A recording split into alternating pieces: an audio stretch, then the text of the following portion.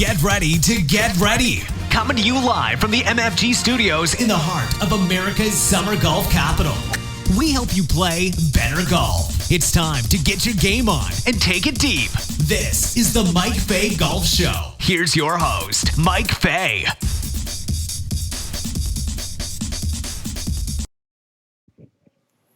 Well, good evening, everyone, and welcome to MFG Show, episode 21, gentlemen. You believe it's been 21 times already we've been doing this. It's unbelievable. Blackjack.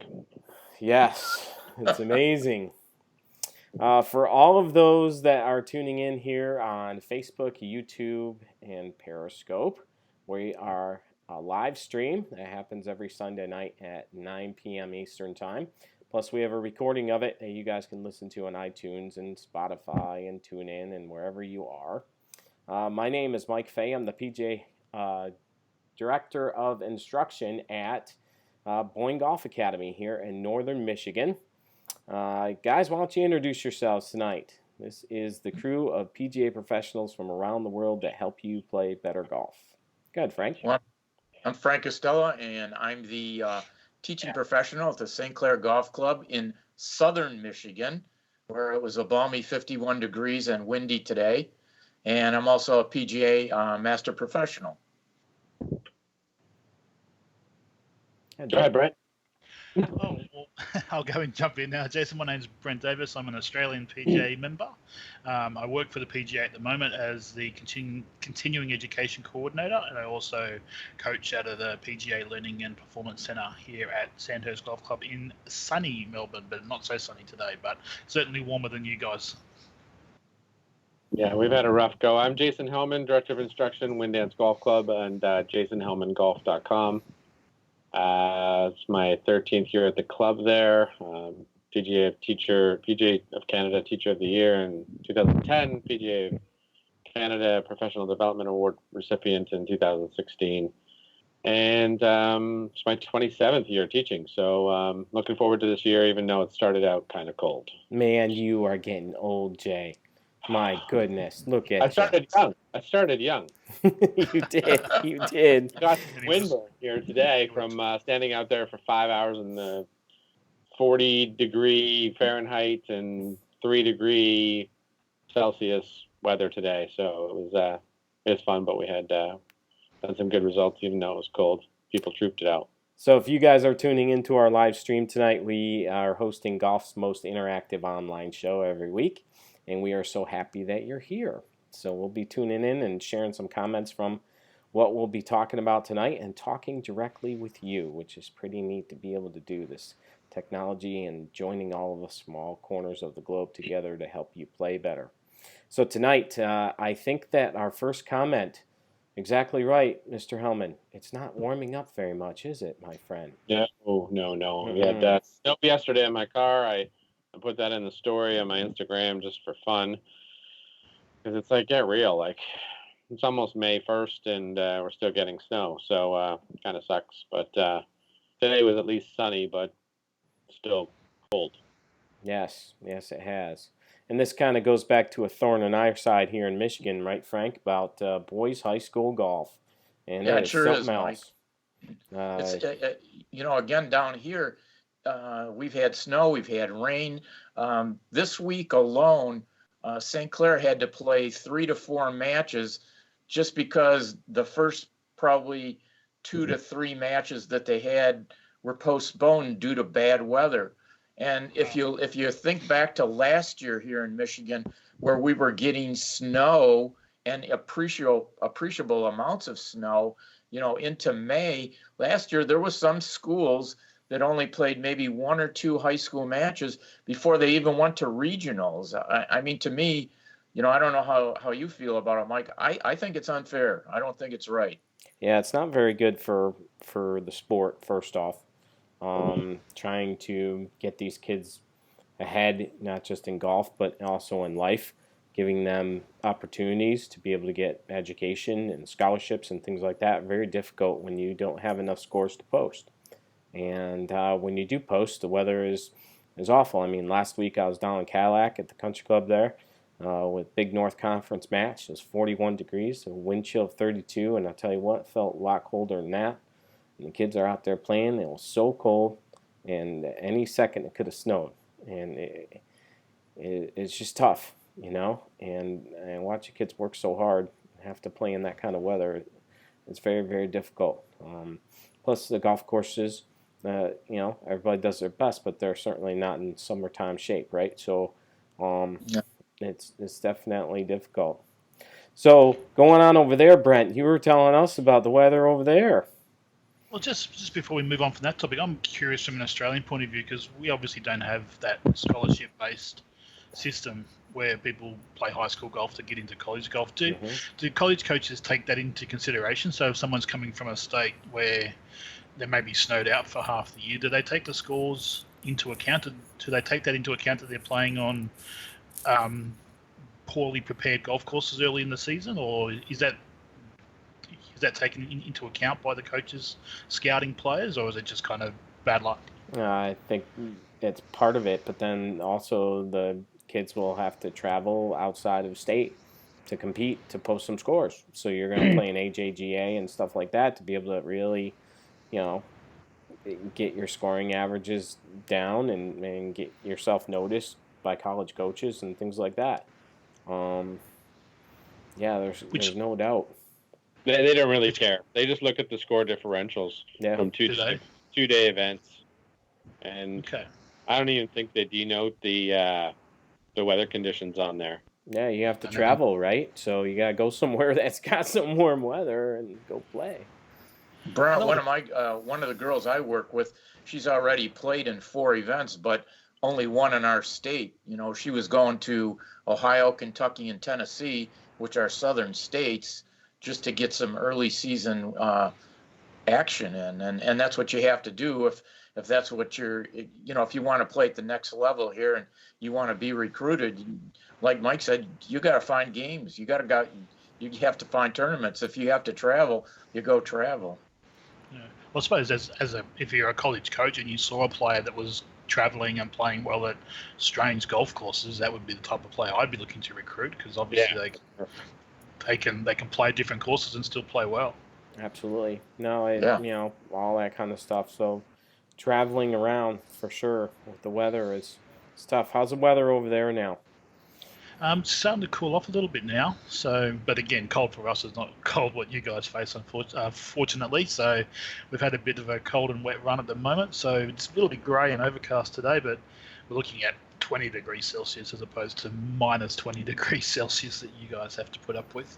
But it certainly is colder earlier for us, so I'm sure it's impacting the guys that are coaching out there and club pros out there, which isn't a good thing for the game of golf. But hopefully, it tends to be a bit unpredictable here, so I'm sure we'll get a few more warm days before it really turns cold. You know, the other thing it affects here is the amount of rounds that you get at the golf courses. So golf course owners and your private clubs aren't seeing a lot of activity. Our club probably had maybe 10 players yesterday, 10 players today. The public courses in our area are not getting the play that they really would need at this time of the year. And obviously you can't make up these days. Once you lose them from a business perspective, you've lost them. It's not like you're going to gain it at the end of the season. A lot of times people think, well, if we have a good September and a good October, you know, we're going to get a lot of play. Mike can tell you, you know, just from the area that he's in, that doesn't really mean a whole lot. And I can tell you the same thing from down here in the major metropolitan Detroit area. Just because we get good weather in September and October, it doesn't mean as a golf course owner I'm going to make up those rounds that I lost early in the year. So it's kind of tough. You know, a good start for us really, or an early start for us really gets people excited about golf and getting them out to your facilities. I mean, it's really impacting a lot of the business perspective of our industry, especially in the Northeast and the North, or the mid-North. You know, it's been a tough spring. Yeah, it has. I mean, just we were talking about earlier, I've seen some golf professionals make some posts online about being, you know, having to deal with snow out east and stuff. So it's not just here. It's just about everywhere. So question for you guys, is that impacting what your business is? And for all of you that are in the golf professional. And then for you guys that are chomping at the bit about getting out and playing more golf, what are you doing right now? What are you doing to get ready for the season? And, some of us are just getting rid of some of the snow, and the grass is starting to grow just a little bit. And, what are you doing to get ready? Because it'll be here in a minute. I know that. As soon as that happens, we've had years, right, Frank, where here in Michigan, where all of a sudden it just switches and you didn't even have a spring. And yeah, exactly. Summer. And that's it. So it happens sometimes. Is it important to get people out to the club for other events and other functions as opposed to just pure golf early now if you're having this type of cold run? Definitely. Yeah. Definitely, Brent, because a lot of the private clubs have, their social activities, or they have dining available. And if people just aren't coming out to the club because the weather's not good, that impacts the overall operations, not just the golf operation. Yeah, for sure. So hopefully some head pros out there are getting their thinking caps on and coming up with some ideas to still get people to the club, at least get them started. Mm-hmm. Yeah, get them going out there. I mean, you spent a really tough day today, didn't you, Jay, out on the range? Yeah, it was windy. Like, I don't know, probably 3 club wind coming straight out of the north, and it was, I don't know. I'm kind of tired. It takes me about a month to get acclimatized to the weather of the sun and wind just sort of beat you up a little bit, but everybody made it through. Got some good results, so. Good. That's fantastic. I wasn't hitting shots in today's weather. Be a bit jarring on the hands, I'm sure. Oh, I had one little guy. He had a 5 iron, and he's 10, and he hit probably, I don't know how many, maybe, I don't know, 6 or 7 shots, really thin, and it didn't even bother him. Like, he's like, "Oh man, that was terrible." Like, okay, but like, I'm thinking, aren't your hands hurting? Because like that was thin and awful. But then he started puring it, but. Kids are tough, mate. Kids are tough. It didn't even bother him. Snap your fingers off when you get old and arthritis in the knuckles. Yeah. It's not a good thing. All the way up into the shoulder and everything, just the vibration going up there. It's like, oh man, that hurt. Yeah, get that. Should be skidding off the ice still, shouldn't it? Should get good contact. Yeah, the ice is gone, thankfully, but. My goodness. It was really nice last Thursday. We opened last Thursday. It was like 15 Celsius and sunny. And well, here we go. Good season coming up. And then Saturday it snowed. So. You got to get out of there, you guys. You got to come down to Australia. Keep telling you. I had the opportunity. Well, another topic tonight that we wanted to bring up, for those of you that are watching us live on Periscope and YouTube and on Facebook, thanks so much for joining us. Type your comments in there. We want you to engage with us tonight on golf's most interactive online show. We're having a little discussion about pace play on the professional golf tours, and it's not very good. Not very good at golfing. Not a very good example for our young kids and other golfers. What do you guys think? Yeah, they definitely need to pick up the pace. I mean, they need to call rules. They call the rules violations in the LPGA, no problem. I mean, there's 2 or 3 incidences we could pull out, and none on the PGA Tour. So, not that I've ever seen publicly anyway. But if they do make an example of someone, then maybe the guys will pick up the pace. But I don't know. I think there's more money on the line, and I think they give them a little bit of leeway, and they got the television rights and all that stuff to deal with. I haven't seen them go over on too many broadcasts, like past 6 p.m. But, yeah, they just need to make an example of someone or a couple of people and get it going. I think Molinari had a quote of 5.5-hour rounds or something. It's ridiculous. And it's crazy. Yeah, 5.5 hours too long out there. And they're playing in 2s and 3s. Yeah. Isn't that they're playing in 4s? They're playing in small groups, and they're taking that long. They don't even have to carry their own bag. No, it's scary how long that takes. It just drives me nuts. If it takes you any more than 4 hours to play a game of golf, there's something wrong. It's just like, sitting there watching an Avengers movie. Just takes forever. Just goes on and on and on. It goes on like the end game just came out here, right? Around the world. It takes forever. I agree with Jason. I agree with Jason about pace of play can be monitored. Rules officials are at all the tournaments, and all they have to do is just start warning players or, giving them penalties instead of fining them. I mean, what's a fine? What's a $500 fine to a player today? Why don't you start hitting them in the pocketbook by giving them a one-shot or a two-shot penalty or disqualifying them if it's a constant offense? I mean, here in Michigan, when we work tournaments, we have timing sheets. We're expected to, say things to our players when they're falling behind or they're not keeping up. Why don't they do that on the tours? And I tend to agree with you, Jay. I think it's because they got TV rights and there's a lot of money at hand and they don't want to tick anybody off. But for the sake of the game, it's ridiculous. Why should it take threesomes 5.5 hours to play golf? Yeah. It just can't take that long. I completely agree, Frank. Until you actually penalise a few of them, they just won't stop. They take that long because they can, and I get that they're playing for titles and big sums of prize money, but it's getting beyond a joke. I think. Generally when I watch golf, I usually fall asleep anyway, and wake up about 10 minutes to 6, and just a capture. Wins. I find out who wins. I'm like, all right, they're on the 18th. First, I just got a 1-shot lead. Okay, all right, and then I'm getting ready to make dinner. Right after that. Man, that's a ringing endorsement there, Jay. Yeah, I mean, if a golf pro won't watch it live, then something's going wrong. Yeah, I mean, I watched 10 minutes of it live. Yeah, just the end of it, so you wins. Yeah, that's right. Well, what was the story that they had Molinari's quote on Twitter on that European tours tweeting out things about, things are becoming more public about who's playing slow, right? Do you think that has an impact if their tour tweets out about who's slow and not just fine them, but bring it to the public's attention? Maybe. Will that make a difference? I mean, then you're gonna get a bunch of hecklers out there.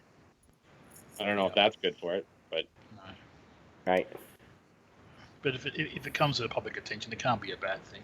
I did see a quote from one of the players saying he's a I can't think who it was now, but he's quite a quick player, and when he plays with slow players, he deliberately plays slow early on to get them on the clock, and then all of a sudden they're playing at his pace, which he thought worked for him. But I don't know if that's a very sportsmanlike way to go about it. But I think it just still comes down to putting the guys on the clock and issuing some sort of penalty to them. Yeah, they gotta issue the penalty. They give them the warning all the time, but they don't do anything about it. And then it's not like they pick up the pace either. They might pick up the pace by 30 seconds, but they're on a warning for 3 holes or 4 holes or whatever, and then nothing ever comes of it.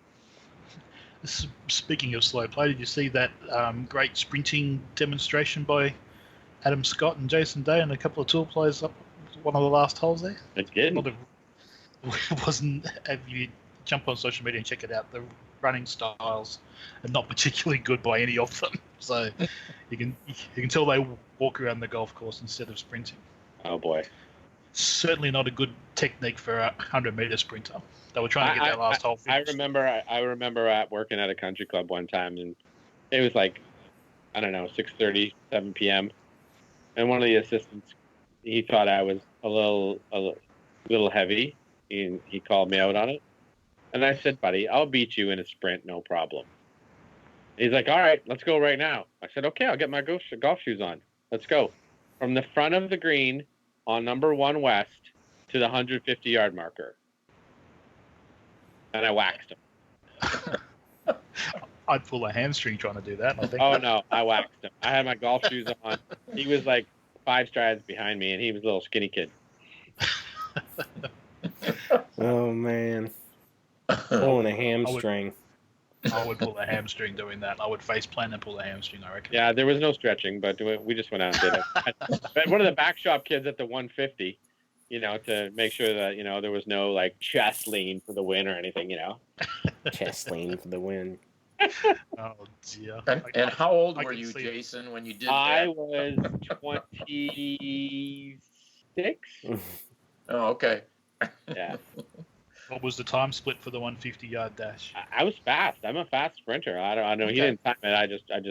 I just beat him by a large margin. But could you have kept going past the 150? Yeah, Or was- probably. that was it? I'm 200 max, 200 meters max. Yeah, that's it. I'm winded after that. But he never called me fat again, though. No, he would. Put him back in his place. Good to see. That's right. Nice. Brent, you had something you wanted to bring up tonight. Yeah, I was interested from parents out there and also from you guys. Like my little boy has started his team sports for our winter season. So he's off playing his Australian rules football and he's starting soccer this year. So obviously they're in that team sport environment, which I think is great for kids to be able to interact with other kids their own age and get that team spirit going. And it's interesting to watch from a coaching perspective how they interact and how much they seem to enjoy that friendship they get with their teammates, and they sing the song afterwards and they high five each other when they kick a goal and all that kind of stuff. And it's good to see, and I think it's important for kids to get that. And from a coaching perspective, first up, how do you guys bring that team spirit into your junior programs or your coaching programs? Well, one of the things that we've started over here is PGA Junior League, which has been very helpful getting kids together. If you haven't seen it, Brent, it is a PGA of America initiative where kids are made part of teams. They are given jerseys with numbers on their backs. Cool. And they play little matches against each other in teams, like 2-3 person teams, playing with each other, helping each other, high-fiving each other, and switching around and playing 3 whole matches, which is pretty neat. That has been very helpful for golf because golf is, individual sport, and it's very, very inclusive in that way. It brings new kids in. Hey, I don't play golf, but my friend plays golf. Well, why don't you come join the team and have some fun with us? That's what we're seeing, which is really, really cool.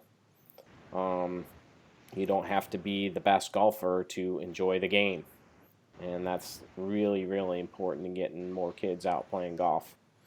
Don't you think that's what's happening here, Frank? Yeah, I agree, Mike. And the other thing I've seen is different golf courses competing against other golf courses. Maybe the kids from my course come over to Boyne and play the kids from Boyne, which is really kind of neat. And I think they've really done a great play off of like Little League Baseball or Pop Warner football, like you say, where they put them in uniforms. Some of these uniforms are pretty neat. They've got the kids' names on the back, or they give them a number. But I think it's a great concept and a great way to get kids together, cheering each other on, helping each other out, and just making them have an appreciation for the game. Yeah, definitely. I mean, I grew up here playing hockey, obviously, in Canada, and we have that team camaraderie. And if I got hit in the corner, I know my other teammates got my back. If it was a dirty hit or something, check from behind or boarding or something. And I think that's something that in team sports, they stick up for stick up for each other. And it happened, kids are great. They make their own. I let the kids make their own rules in junior camp, and every kid is a captain in one of the games throughout the whole week. Sometimes 2 or 3 times. They get to pick and draft the team. I just let them be kids, and I obviously referee the rules, but they're pretty fair. They make the rules pretty fair, and they go, no, you can't do that. That's not fair. So they all agree. And I'm like, okay, that's good. You guys got the rules. No changing the rules in the middle of the game. And where you go. Now we're playing. So that sort of is somewhat of a team environment because they're creating their own teams. versus, competing against each other individually, where it's sort of like an I sport. Yeah, which I think is a bad thing. Yeah, I'm better than you, So I never really want to sort of create that kind of atmosphere.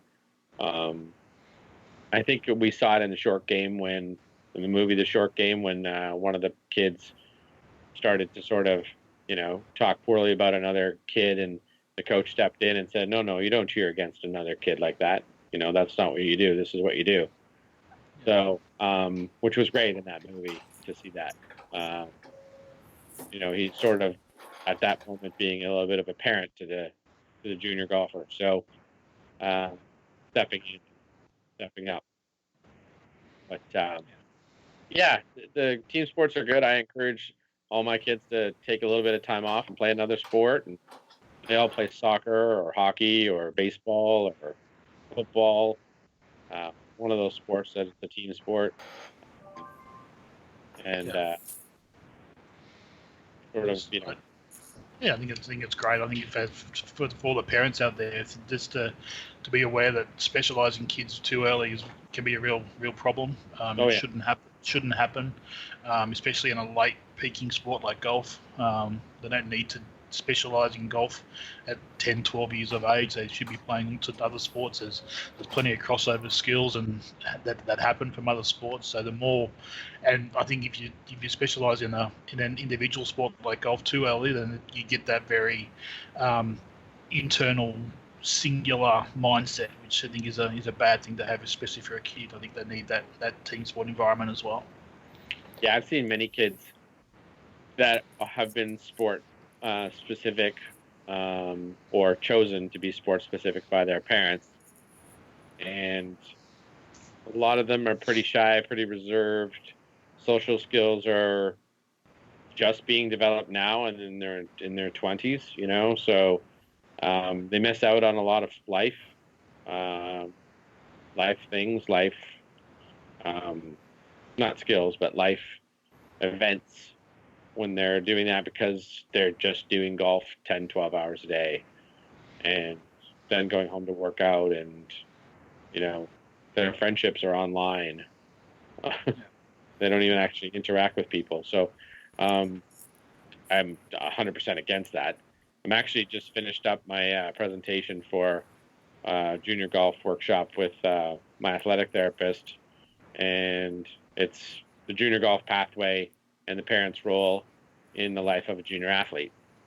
So that's my subject title, and she's doing how to deal with a junior golfer as their body grows, and in regards to swing mechanics. So I'm going to lay down the law on on a few things in this session, but because we see it all too often, the parents are too hard on the junior and expect a lot and don't really have a sense of reality when it comes to kids, and what they should actually be doing is having fun and learning through failure and growing as a person and all those things. So not just golf scores. Yeah, definitely. But and as you said, as you touched on quickly, it builds social skills as well. Like in his junior football team, there's 25 kids on that team, so there's going to be some kids in there that he doesn't get on with. So he's going to have to learn to deal with that. So having that team sport environment in all sports is important, because he's going to have to learn to deal with people he doesn't get on with. I'll bet he even comes in the next few weeks and says, "Hey, Dad, I got a problem with the kid. What do I do?" Yep. Right? Yeah, for sure. Absolutely. For sure. There's some kids on that team that I'd like to sort out occasionally as well. So, but that's part of being a parent. But that's part of being part of a team. It's part of being a kid.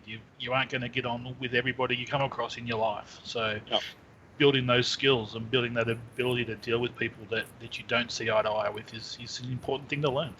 Yeah, definitely. It is. It's not all fun and roses sometimes, and in order to deal with that, it's difficult situations, right? So they have to learn. It's all important. It's all good. All these things, and we all know sports specialization isn't exactly what we want it to be. We want our kids to be developing into athletes, and that's what's going to keep us a long way. And then throw some social skills in there and make the right decisions and teach them the right ways, and hopefully they grow up to be a good adult, which is pretty cool. I'll post a video of my my little boys' football team singing the team song, and they love it. They're all 8, 9, 10 years old, and they're arm in arm in a circle singing the team song, and it's awesome to see that the smiles on their faces. They certainly get a kick out of it. That's cool. It's intense, probably. That's great. Awesome stuff. Shout out to El Presidente. He's on Facebook right now. Matt Carla's on Facebook. Let's see. Got all of us guys are on Facebook. Very cool. Got a couple people on YouTube. We got a few on Periscope. Welcome, you guys. If you guys don't see this, if you're watching this on the replay, you can also catch it on iTunes and Spotify and TuneIn. We'll also have audio version of it in the next couple of days. We put it out every week, MFG Show, and this is episode 21, Golf's most interactive online show. So welcome, everybody, for tuning in late. I wanted to talk a little bit about opening day at Boyne. We had it this past Friday at Boyne Mountain and at Crooked Tree. It was a beautiful sunshiny day. I put out a video about it, and we did the question of the week. So I know that 2 of you guys have played at Boyne. What is your favorite golf course, gents, at Boyne Golf? What do you think? Frank, you've seen it? I like the Alpine. Alpine? I think it's very, very playable. It's picturesque. It's always in great shape. I just enjoy playing there. What's the Arthur Hills course name? The Hills. The Hills, yeah, I like the Hills. You like the Hills? Yeah. Yeah, down the hill there. Right there. Cut out of the trees. Yeah. Yeah, some really good golf holes there. Yes, there's 10 golf courses here at Boyne Resorts, Brent, all within about 45 minutes of each other. Nice. It's pretty Perfect cool. spot to be. Mm-hmm. Yeah, sounds like fun. Very, very neat place to be. Good stuff. So that was the question of the week. What else did we want to talk about this evening, gentlemen? Want to talk about Rahm and Palmer winning the team match, or? Yes, absolutely. They won the Zurich Classic of New Orleans today by a lot. Whole ton, I believe. What was it? Did that give them both an exemption?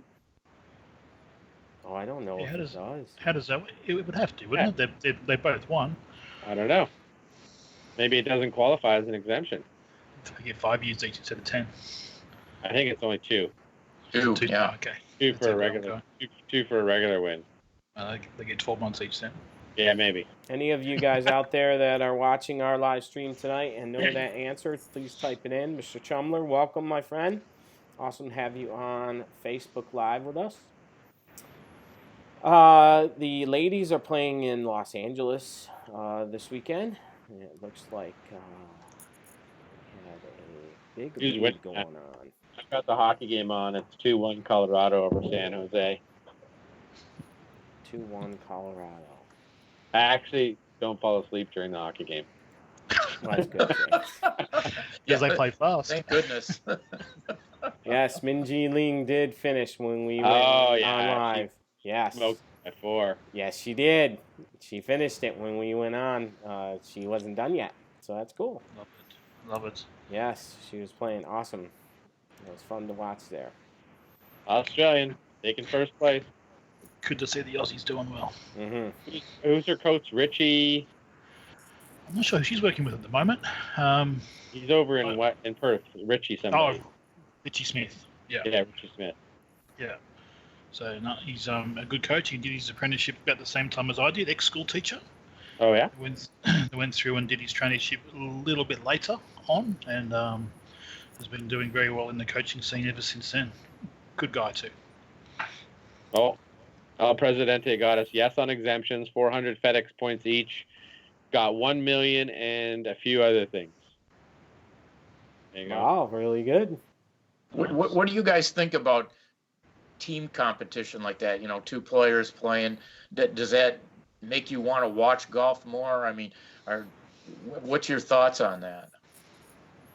Or do you prefer individual medal play instead of? I think either the match play or the stroke play. I don't really like the 2-person thing. It doesn't really.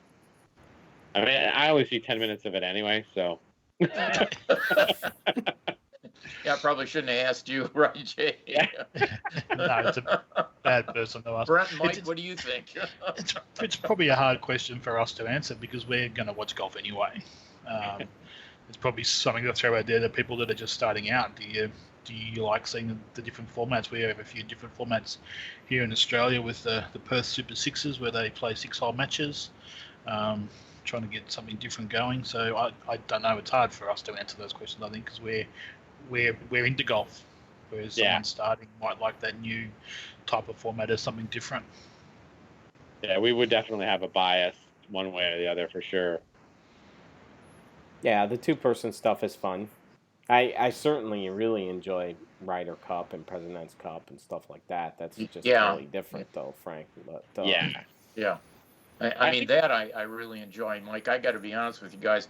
To me, I mean, I didn't have any interest in watching the tournament this week. You know, just because I prefer just individual medal play as opposed to 2 guys trying to make a bunch of birdies. I mean, I suppose people might have interest in that, but I certainly prefer, you know, just seeing mano-a-mano. Right. You're old though, Frank. You're old traditionalist. You're dying off. You're dying off, so you'll be gone soon anyway. Yeah, you'll be falling asleep we'll be waking 10 minutes left soon. You guys are lucky I'm still awake right now. I mean. Yeah, don't you go to Sizzler at 4 p.m. and get the special? Yeah, I do, Jay. And then I try to get home by 6 o'clock so that I can watch the news, maybe some Jeopardy, and then go to bed. Oh, 100%. I'm off for the Jeopardy. I like Jeopardy. It's like lumosity, so you can kind of. Jeopardy's boring though, even though that guy keeps winning every week. That's boring. He's hot. Well, yeah, if you don't get any answers, it's boring.